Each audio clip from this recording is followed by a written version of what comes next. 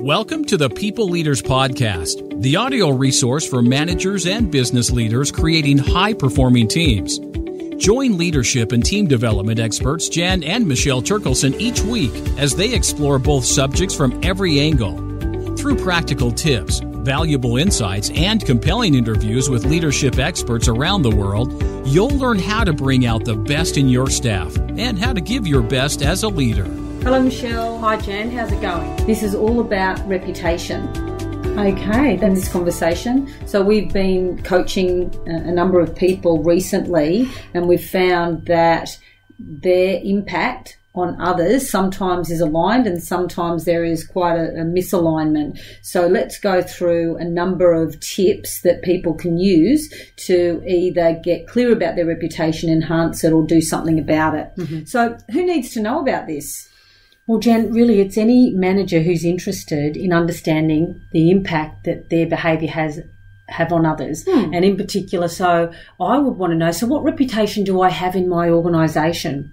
Managers who are interested in a promotion, for example, or particularly managers who just missed out on a promotion. That could be a really good reason to find out what sort of reputation you have.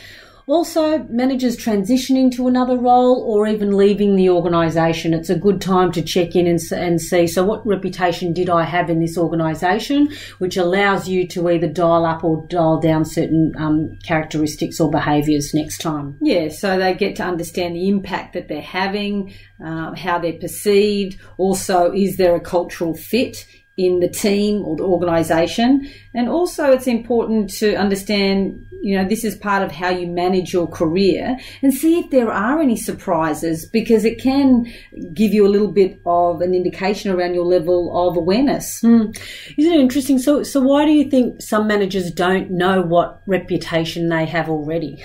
I think sometimes they're just so focused on the task, they forget about the impact that they're having. So perhaps they've just never thought about it, no one has ever mentioned it, and they don't know how they could actually undertake a process to find out. That's true. So for those people that have an inkling that they do have a reputational mismatch, what do you think that they should be doing? Well, I think they should start action. And also I think that there is a little bit of a myth, that all feedback is going to be negative, that they can't change perceptions, and that people's bias is unchangeable. It's a challenge, but absolutely you can impact. So if you have a reputation in an organisation, what you're saying is you can change it. Absolutely. And I agree, because we have seen people who put some time, energy and effort into it, and who are more focused on the impact that they are having, can actually change their reputation with greater self-awareness and a plan. Yeah, because then they can actually modify their behaviour. So tip 1, the importance of the setup. Yeah. So when we're talking about setup here, we're talking about setting up this program of getting feedback on your reputation in the organisation. And so you could get a third party to do this. So you could get either your HR department, it could be a coach, or it could be a colleague who you trust, to ask your nominated people for feedback about your reputation. We have the 5 important questions to ask. So setup is really important, and the people that you do choose in order to get feedback from, obviously you need to respect their opinion. They need to have experienced you in different settings, and it's also important that there is this third party ensures confidentiality of the results, because when you ask people for feedback, and this is sort of really tricky feedback to get, like it could impact a relationship or the relationship that you have with these people. So confidentiality and maintaining confidentiality is really important. Yeah, because it allows people to feel more comfortable and to give open feedback. So tip 2, it's important to agree and identify the people you are going to ask, and ask no more than 5 people. So you don't want this to be a cumbersome process. You want to be able to initiate it quite quickly, efficiently, and so therefore act on it effectively.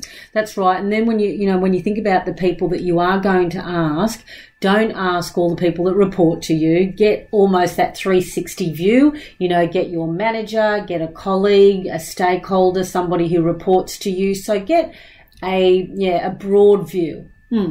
Tip 3, send an email asking them permission to participate in the feedback and expect the questions from a third party to be sent. So whether or not it's from HR, your coach, or a work colleague. Yeah. And so really it's just a quick email saying, look, I'm really interested in getting some feedback on how I'm perceived by others. Your feedback is really important to me and I respect your opinion. Expect an email from such and such and go from there. That's all you have to do, really. Yeah, and tip number 4, what questions are they going to send? Ooh, okay. So we've landed on what we've trialed this a number of times over the years, and we feel that these are really the key questions. So the first one is, what do you see as XXX's strengths? Why do we start with the strengths? Because it's a nice, easy in for people to identify somebody's strengths, and also the person receiving the feedback. It's a nice way to sort of lead into some of the more challenging feedback that they may get. Yeah. Second question is, what are, say, Jane Doe's development opportunities? Here we get to understand where someone's perception is of those perhaps potential weaknesses, things that they may need to work on. And again, you're asking somebody's opinion about, your development opportunities. But even from question 2, you'll get some themes. You'll get some really similar themes coming through. Question number 3, if you were to give Jane Doe one piece of advice, what would that be? One piece of advice. That's all they've got. And so this is when you're really starting to focus in on the impact that this person's behaviour is having on other people. And if they were to change it, modify it, it would have a positive impact on how they're perceived. Question number 4, which aspects of Jane Doe's style concerns you the most? So here we're getting really specific about a particular, personality or preference or style that could have a negative impact on how someone is perceived. That's right. Getting really to the point. And we've had clients where this hasn't been a question that resulted in anything, controversial at all. But you'd want to know if it was. You would, absolutely. Yeah. And that's why it's an important question to have in there. Question number 5, what is Jane Doe known for? So what is her or his reputation in the organisation? So it could be around quality. It could be she's really responsive, great with teams, fantastic with key stakeholders. Yeah, real go-getter, very passionate about her work, but can be overbearing. Yeah. So what you'll start to see is some key themes and words coming out just with those 5 questions. That's why they're really good and important questions to use. Tip number 5, combine all the responses into a template that aggregates the feedback. And tip 6, ask your support person to send you the feedback once it's been aggregated. Tip 7, you have the feedback. You can have the feedback in several options. You can invite a coach to review the feedback with you. You can engage your HR person. Yeah, or discuss it with your manager. But if we just go back to combining all the responses, Jan, so what you want to make sure is you take sentence by sentence to do that.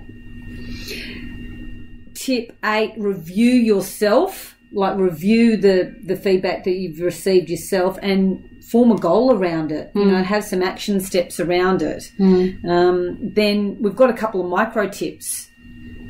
Yeah, you could send out the questions yourself, but get the responses to go to a third party. So you do all the groundwork and ask the respondents to send their responses to such and such directly. Who'll collate it. Yeah. And another micro tip is that every sentence of the feedback is a standalone line. So line by line, you will see what people have given you and ask the person who is aggregating the feedback to jumble it up. So you're not getting that, you're getting a mixed response. Yeah, so you know, and the reason we say that is so that you know that the first couple of sentences on each question isn't from the same person. Yeah, and take out nicknames and phrases that may possibly identify the respondents. Yeah, good tip. And lastly, who shouldn't do this, Michelle? Because it seems like a good thing to do. But... I wouldn't say that there was anybody who really shouldn't, unless you are very, very new to a role, or when you're very stressed and you're going through a lot of change. High change, yeah. Good tip. Okay, until next time. Okay, see you, Jan. Bye. Thank you for joining us on the People Leaders Podcast. For show notes and other resources, please visit us at peopleleaderspodcast.com. If you have a leadership or management question or subject you'd like covered on the podcast, please contact us at podcast@peopleleaders.com.au. The People Leaders Podcast is brought to you by the Experts On Air Podcast Network.